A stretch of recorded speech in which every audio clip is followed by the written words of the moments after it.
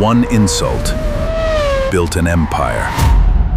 Ferrari versus Lamborghini.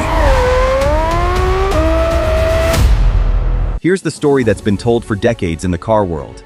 Ferruccio Lamborghini had money, real money, enough to own a Ferrari, the ultimate status symbol of the 1960s. But his Ferrari kept breaking down, clutch problems, over and over. So he did something almost nobody in his position would dare.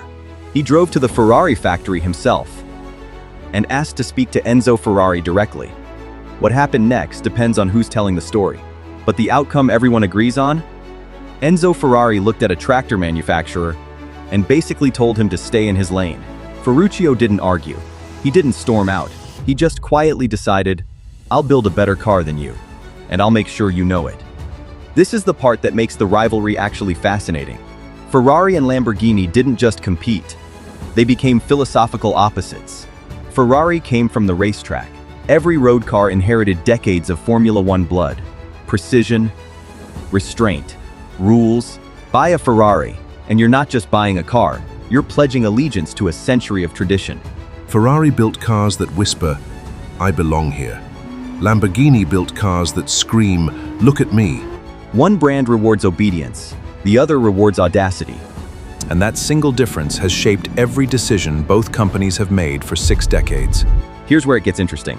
You'd think the underdog, the tractor guy with a grudge, would play it safe. Copy Ferrari. Chase the same wealthy buyers the same careful way. He did the opposite.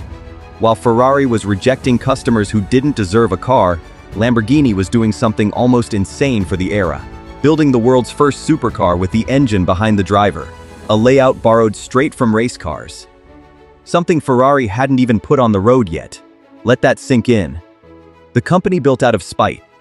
Here's the part most people miss. Ferrari and Lamborghini are often chasing the exact same buyer, same net worth, same garage, sometimes the same driveway. But they're selling two completely different feelings.